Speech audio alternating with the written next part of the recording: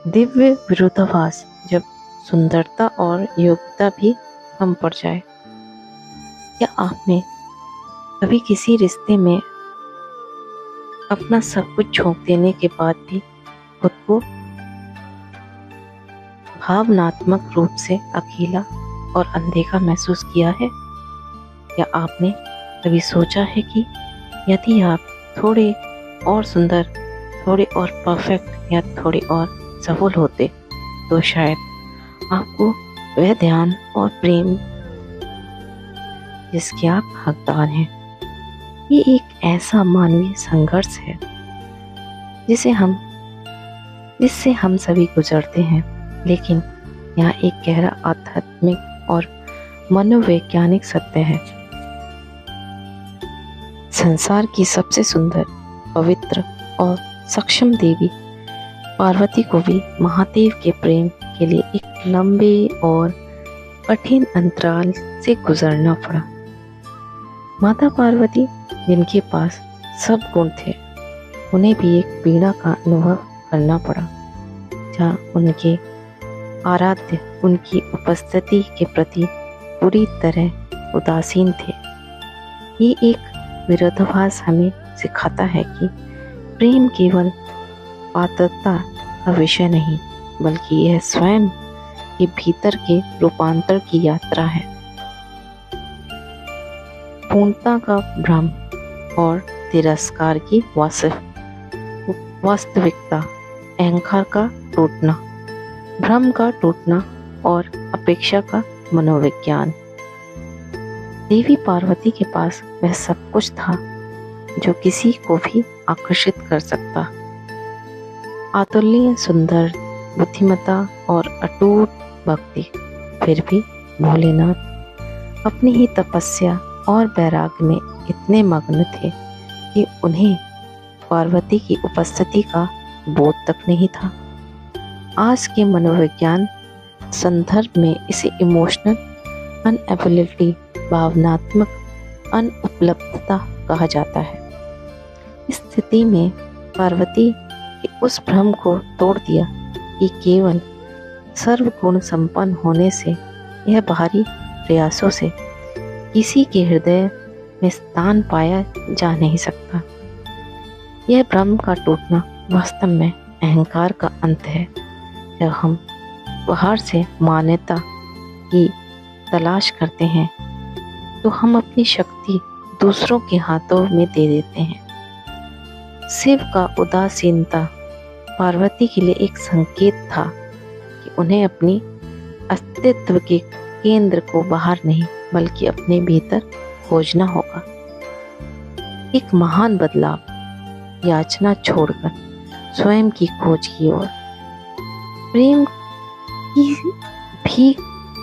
प्रेम की भीख से आत्म साक्षात्कार का मार्ग।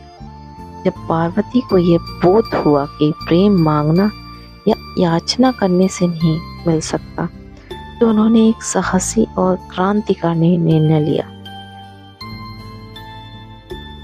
उन्होंने शिव के पीछे भागना बंद कर दिया और उनके दूर और स्वयं की तपस्या की ओर बढ़ गईं।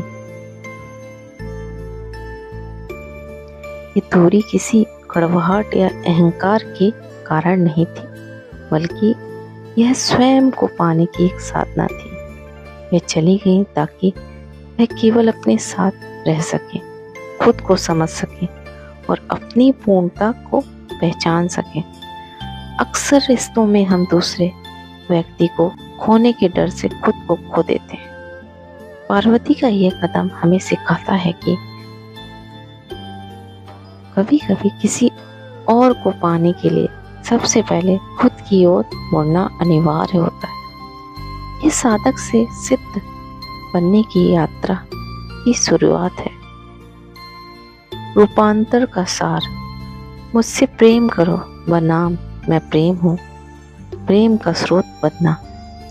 पार्वती की तपस्या ने उनके भीतर एक ऐसा परिवर्तन किया, मांगने वाला स्वभाव को ही मिटा दिया। उनकी पुकार मुझसे प्रेम करो से बदलकर मैं स्वयं प्रेम हूँ, ये मौन अनुभव से रूपांतरित हो गया। जब आप स्वयं प्रेम का स्वरूप बन जाते हैं तो आपकी निर्भरता समाप्त हो जाती है। प्रेम मांगने से प्रेम नहीं मिलता, प्रेम तो प्रेम बनने से मिलता है। एक साधक हमेशा रिक्त होता है, दूसरे से बढ़ने की अपेक्षा करना, लेकिन एक सिद्ध वह है जिसने अपने भीतर शांति का वह कैलाश पा लिया, जहाँ बाहरी तिरस्कार या अपेक्षा उनकी पहचान को खंडित नहीं कर सकता। आप स्वयं प्रेम बन जाते हैं। आपके भीतर एक ऐसी चुंबकीय शक्ति पैदा होती है जो ब्रह्मांड के सबसे बड़ी शक्तियों को आपकी ओर खींच लेता है। यही वह क्षण है और यही वह क्षण था जब शिव और पार्वती का मिलन संभव हुआ, दो पूर्ण सत्ताओं का मिलन। आधुनिक विमर्श, गुड नाइट टेक्स्ट और डिजिटल मान्यता का मोह। आज के रिश्तों में पार्वती बनने की आवश्यकता। आज के दौर में हमारा प्रेम अक्सर स्मार्टफोन की स्क्रीन और व्हाट्सएप के नीले टिक में कैद होकर रह गया है। हम इस बात पर व्याकुल हो जाते हैं कि साथी ने गुड नाइट बेबी क्यों नहीं लिखा, या सिर्फ गुड नाइट लिखकर क्यों छोड़ दिया। यह व्याकुलता और कुछ नहीं बल्कि भारी पुष्टिकरण की भूखी है। हमें आज के संदर्भ में पार्वती बनना होगा, अर्थात हमें अपनी आत्मयोग्यता को डिजिटल संदेशों के शब्दों से तोलना बंद करना होगा। जब हम अपनी खुशी और अपने मूल्य के लिए दूसरों के शब्दों या व्यवहार पर निर्भर होना छोड़ देते हैं, तभी हम सही मायनों में प्रेम के उस उच्च स्तर को छू पाते हैं जहाँ हमें मांगा नहीं जाता बल्कि अनुभव किया जाता है। निष्कर्ष, अपने भीतर के कैलाश की यात्रा।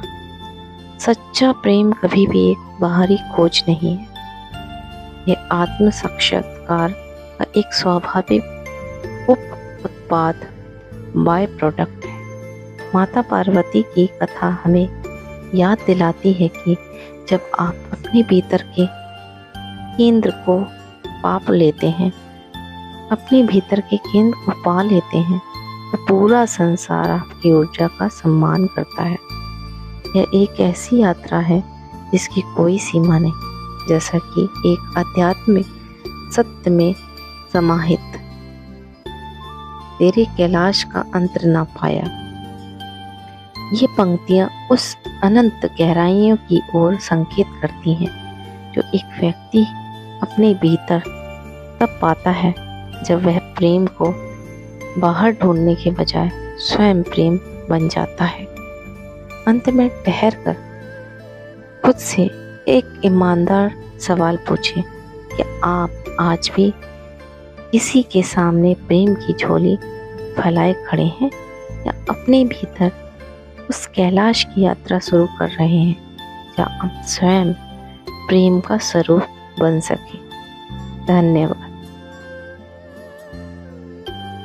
अगर वीडियो पसंद आया है तो सब्सक्राइब बटन दबाएं और बेल आइकन ज़रूर प्रेस करें ताकि आपको नए वीडियो मिल सकें।